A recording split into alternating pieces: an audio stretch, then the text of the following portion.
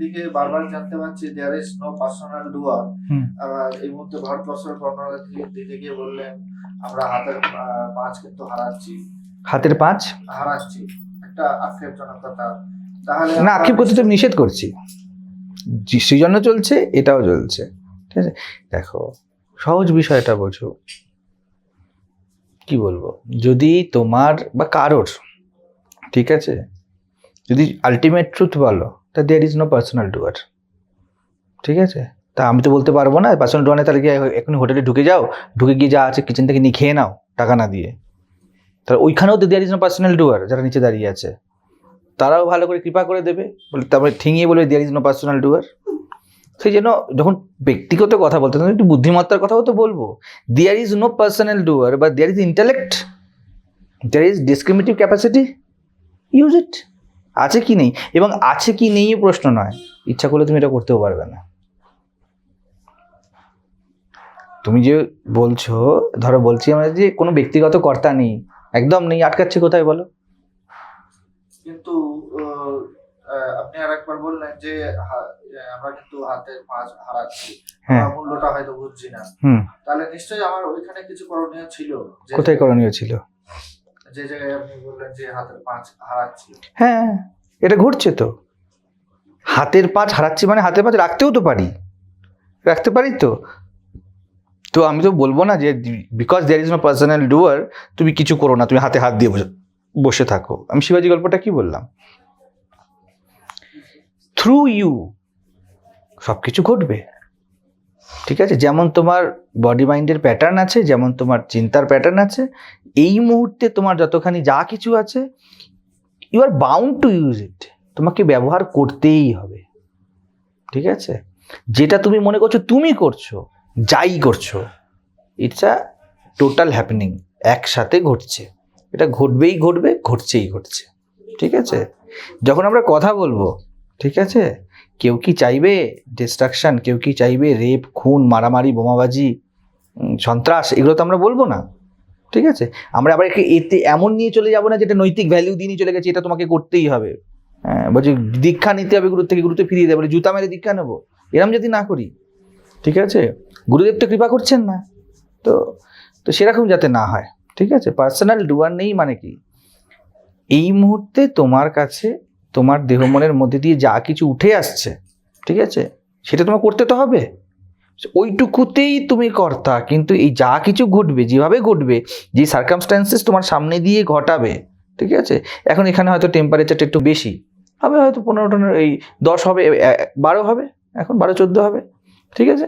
তো তুমি বসে আছো, দেয়ার ইজ নো পার্সোনাল ডুয়ার। এখনই যদি এখানে টেম্পারেচারটা 3 হয়ে যায়, তো তুমি চাদর টানবে, একটা কিছু টানবে, তো তুমি চাদর টানলে, কিন্তু টেম্পারেচারটা তো তোমার হাত ছিল না, তাহলে কে টানলো? যদি 3 না হতো তাহলে তুমি চাদর টানতে না, ঠিক আছে। তো এই যে হ্যাপনিংগুলো, এইগুলো সব একসাথে হয়ে মনে হয় যেন আমি করলাম, থ্রু ইউ চাদর টানা ঘটলো। এই জন্য তো আচার্য শঙ্কর আরো সুন্দর কথা হচ্ছে মিথ্যা। হ্যাঁ, এভরিথিং ইজ চেঞ্জিং, প্রত্যেক মুহূর্তে চেঞ্জ হচ্ছে। দুর্যোধনের মধ্যে কি শুধু খারাপ গুণই ছিল? আছে দুর্যোধন কর্ণকে কম ভালোবেসেছে, দুর্যোধন তার স্ত্রীকে কম ভালোবেসেছে, ঠিক আছে, সেই তুলে নিয়ে গিয়ে বিয়ে করা ইত্যাদি ইত্যাদি। আচ্ছা, দুর্যোধন কি গান্ধারীকে কোনো সম্মানই করতো না? হয়তো কথা শুনতো না, ঠিক আছে। তো দুর্যোধনের জীবনে দুর্যোধনে বলতো আমি বঞ্চিত, হ্যাঁ এতগুলি খণ্ড খণ্ড করে রাখা হলো, আমাকে বলা হলো সবাই মিলে মেরে ফেলো, হ্যান ত্যান করো, তো অনেক কিছু তার জীবনে ঘটেছে। তো এই যে হ্যাপেনিংগুলো হচ্ছে, আমরা বলছি দুর্যোধন খারাপ কাজ করছি, এটা আমরা একটা কনটেক্সচুয়াল কথা বলছি, এবং আমরা সেটা বলবো, কারণ আমাদের মেকানিজম এমন, আমরা ওটাকে খারাপই বলবো। কিন্তু শকুনির খারাপ মনে হয়নি দুর্যোধনকে, ঠিক আছে। এবং এই ভালো বোঝার খারাপ বোঝার মধ্যে আমাদের কোনো হাত নেই, আমাদের তো হাত নেই না। অনেক লোক রাবণকে আজকাল ভালো বলতে শুরু করেছে, হ্যাঁ, যে রাবণ এত বড় এই ছিল, এই করেছিল, সেই করেছিল, তার এত গুণ ছিল, বলতে শুরু করেছে, কারণ তাদের যে কন্ডিশনিং এই মুহূর্তে তার সাথে খাপ খেয়ে যাচ্ছে। তো আমরা যে বলছি একই চেতনা যখন দুদিকে খেলছে না, কাজ করছে না, তখন তো আমরা লীলাই বলবো। কিন্তু কেউ তো উরুভঙ্গ করার আশা করে না, না কেউ তো চাইবে না, আপনার ইচ্ছাতে নয়, অস্তিত্বই আমাদেরকে এমন স্বভাব দিয়েছে, আমরা কেউ চাইবো না আমাদের হাট উরুভঙ্গ হোক। সেটা যখন আমাদের মনে উঠছে তখন আমরা সেটা করবো না। কিন্তু এই যে করা না করার মধ্যে আপনার ডেলিভারির চয়েস আছে সারফেস লেভেলে। অনেক সুন্দর রান্না হয়েছে, অনেক কিছু জোগাড় হয়েছে, খাবার দাবার হয়েছে, একটা বিয়ে বাড়ির পার্টি চলছে, একজন ক্যাটারার এসে আপনাকে সার্ভ করলো, আপনাকে ক্যাটারার দিয়েছে, কিন্তু ক্যাটারার কি দিয়েছে? ওই ছেলেটি কি দিয়েছে? ও একটা রোল প্লে করেছে। ঠিক তেমনি আপনার হাত দিয়ে ঘটবে সব কিছু। আর তার মানে বাকি কিছু তো আমাদের হাত নেই। আমি তখন বলবো রাইট নাও আপনার মধ্যে কি আসছে, আমরা ওটা ভুলে যাচ্ছি। আমরা বলছি তাহলে আমরা তো ভালো, যখন আমার মধ্যে দিয়ে ঘটছে তাহলে আমার কোনো হাত নেই এর মধ্যে করার। ঠিক, আপনি তাই তো বলছেন। বলছি হ্যাঁ, আপনার মধ্যে দিয়ে এই মুহূর্তে প্রশ্ন ঘটছে। আপনার যদি এইটাকে অ্যাকসেপ্টই করে নেওয়ার হতো যে যা ঘটছে আমার মধ্যে দিয়েই ঘটছে, দেয়ার ইজ নো ডুয়ার, তো ভালো মন্দ যা ঘটার আমার মধ্যে দিয়ে ঘটবে, হু কেয়ার্স, এই কথা যদি আপনার মধ্যে করতো, তাহলে আপনি আমার প্রশ্নের উত্তর শুনতেন না আর প্রশ্নও করতেন না। প্রকৃতি আপনার মধ্যে দিয়ে এখন কি করতে চাইছে? আপনার মধ্যে দিয়ে জীবনে ক্ল্যারিটি আনবার চেষ্টা করছে। ডু ইট, বুঝুন। বুঝে গেল? আপনি বললেন সবই ভগবানের ইচ্ছাতেই হয়। বলতে পারেন ভগবান শব্দটা। জন্মের পর থেকে কি সব আমাদের স্ক্রিপ্ট লেখা হয়ে যায়? একরকম ভাবে স্ক্রিপ্ট লেখাই আছে। আমরা বলি যে সবই তার ইচ্ছা। হ্যাঁ হ্যাঁ, এটা তো একটা বাচ্চার বলি আওড়ানো কথা। হ্যাঁ, না স্ক্রিপ্ট লেখা আছে মানে কি? স্ক্রিপ্ট লেখাই আছে। যেমন জবা ফুল যখন জবা ফুল হয়ে জন্মায়, সকালবেলায় যে ফুটবে রাত্রে ফুটবে না, স্ক্রিপ্টটা লেখা হয়ে গেল, এরম ভাবে লেখা আছে।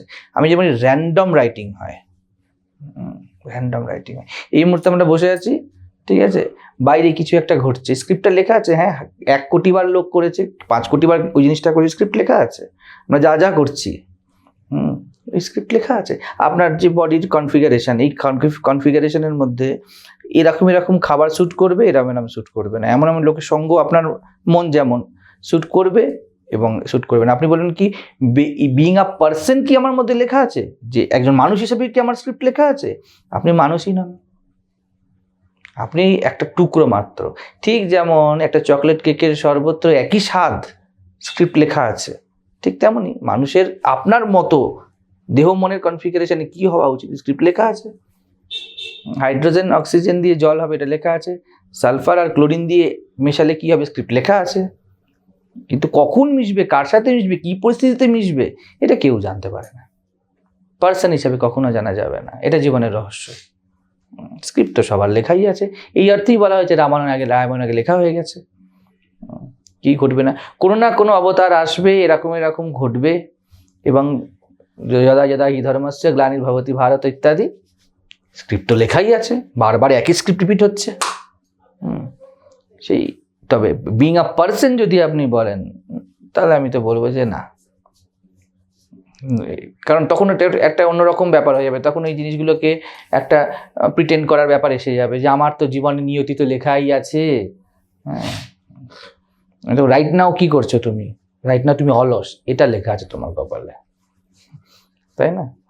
অলস হয়ে থাকতে পারবেন না। লোকে বলে না যে কিছু করবো না, শুয়ে থাকতে পারবে? কখনো পারবে না।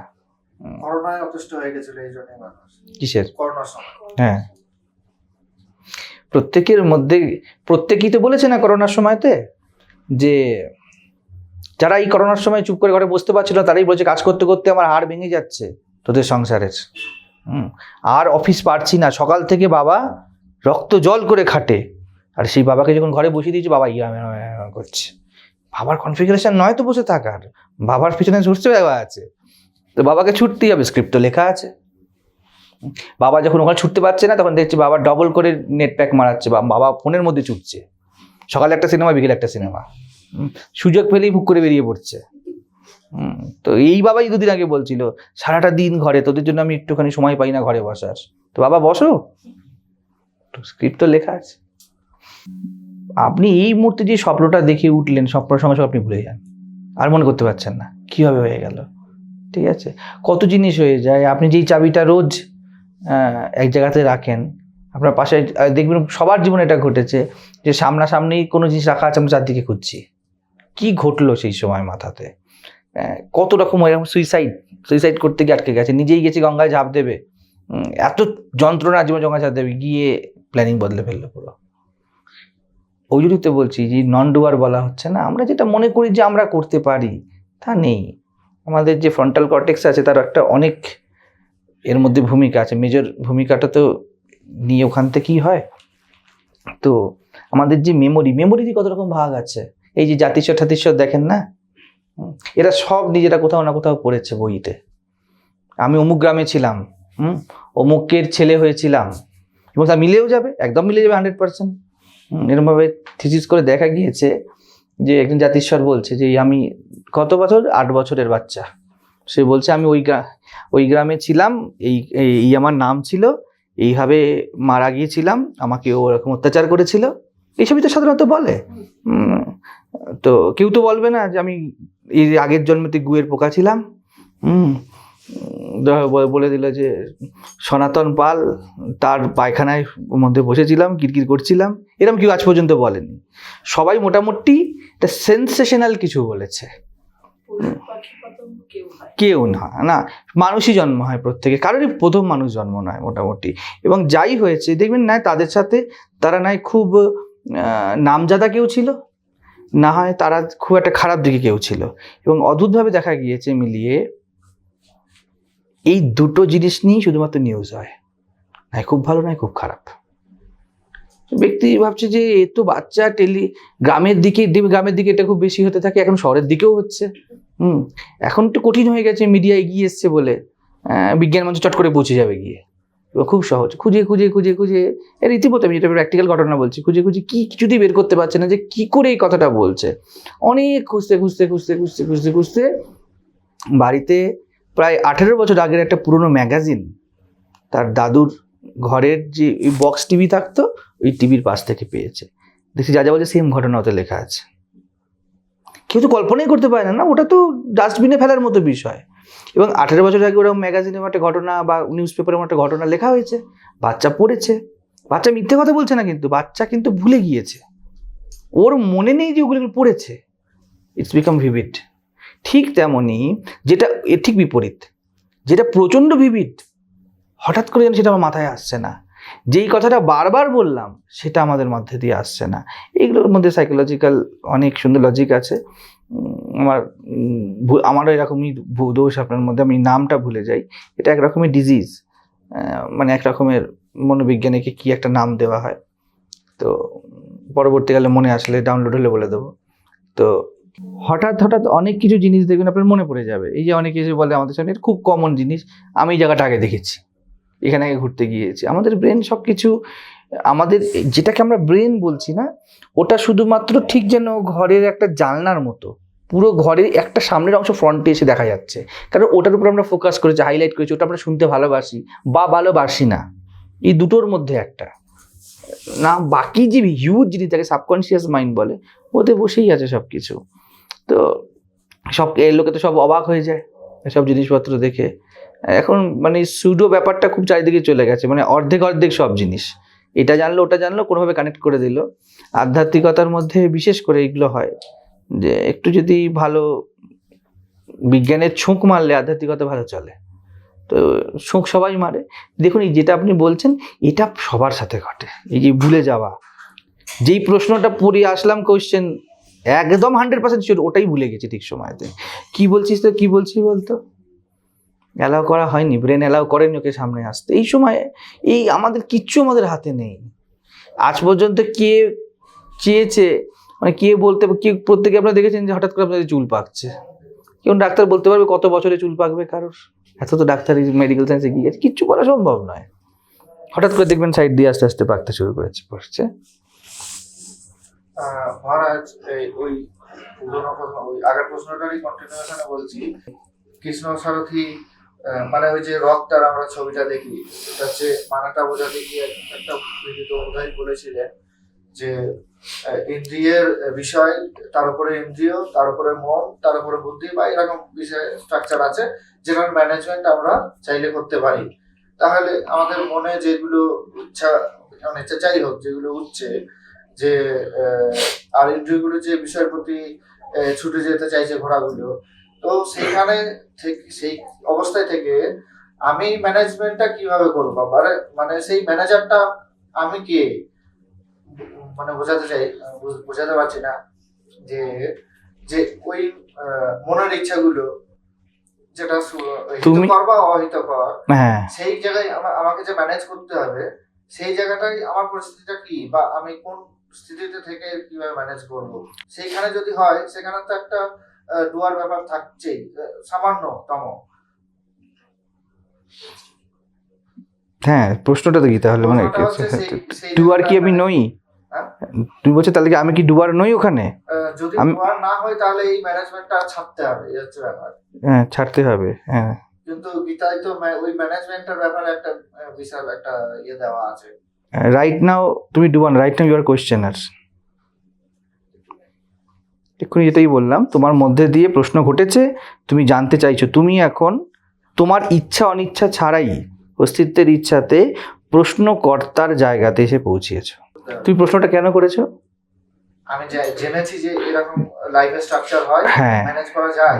হ্যাঁ, তো তোমার মধ্যে একটা কনফিউশন উঠেছে, তো সেই কনফিউশনটাকে তুমি কোনোভাবে ডিজলভ করতে চাইছো। তো এই মুহূর্তে থাকো, রাইট নাও তুমি কনফিউশন ডিজলভ করতে, কোনো একটা জটিলতা, কোনো একটা সমস্যা মানুষ কখন ডিজলভ করতে চায়? যখন তার দিয়ে তার কোনো অসুবিধা হচ্ছে, তাই তো? ঠিক বলছি তো আমি? তাহলে তোমার মধ্যে, তোমার দেহ মনের স্ট্রাকচারের মধ্যে এখন অসুবিধা ঘটেছে এবং সামনে তুমি আমাকে পেয়েছো, ঠিক আছে? তোমার দেহ মনকে প্রকৃতি বা অস্তিত্ব এমনভাবে নির্মাণ করে দিয়েছে, তুমি প্রশ্ন করবে। প্রশ্ন কেন করে? জানার জন্য বা উত্তর পেতে। তার মানে তোমার দেহ মনের স্ট্রাকচারের মধ্যে দিয়ে প্রকৃতি উত্তর ঘটাতে চাইছে, ঠিক আছে? উত্তর কেন লোকে পায়? তুমি কোনো কিছু বলে, ধরে বলে যে মোবাইলটা কোথায় রাখা আছে, আমি বললাম যে ওইখানে টেবিলের উপরে রাখা আছে। তুমি উত্তরটা নিয়ে কি করবে? এরপর নেক্সট কি করবে? মোবাইলটা নিয়ে আসবো। হ্যাঁ, তাহলে কাজই করবে। তাহলে এই যে প্রত্যেকটা ঘটনা তোমার মধ্যে দিয়ে ঘটে গেল, তো প্রত্যেকটা ঘটনাটা ডুয়ার আছে, কিন্তু এই পুরো ঘটনাটা সাজার মধ্যে কোনো একটা ব্যক্তি বসে নেই কোথাও, ঠিক আছে?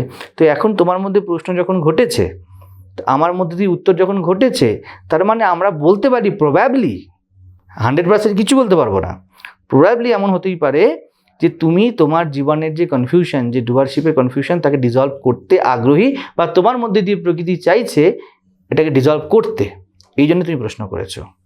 তুমি কথাটা উড়িয়েও দিতে পারো। তো প্রকৃতি তোমার মধ্যে দিয়ে কী করে হলো? প্রকৃতি তোমার মধ্যে দিয়ে উত্তরটাকে ম্যানিফেস্ট করলো না, সেটাও হতে পারে। কিন্তু প্রশ্ন উত্তর যখন ঘটে গিয়েছে, তখন আশা করা যেতে পারে, হোপফুল, যে ব্যক্তি হয়তো ওটা কাজে লাগাবে, বোঝা যাচ্ছে? কিন্তু সেটা পার্সোনাল কোনো ডুয়ার নেই, কোনো ব্যক্তিগত কর্তা নেই এর মধ্যে। এই প্রত্যেকটা জিনিস সেজেছে, দেখলে মনে হচ্ছে যেমন খুব সুন্দরভাবে ফুল দিয়ে একটা ডিজাইন করা হয়েছে, দেখলে মনে হচ্ছে একটা লাভ সাইন আঁকা হয়েছে গোলাপ ফুলের পাপড়ি দিয়ে, ঠিক আছে? দেখলে মনে হচ্ছে যেন একটা লাভ সাইন, কিন্তু ফু দিলে উড়ে যাবে, যতক্ষণ আছে ওটা লাভ সাইন, কিন্তু আসলে কি এরকম কিছু। ঠিক তেমনই তোমার প্রশ্নটা হলো যে আমাকে কিছু করতে হবে কি করতে হবে না, ঠিক আছে?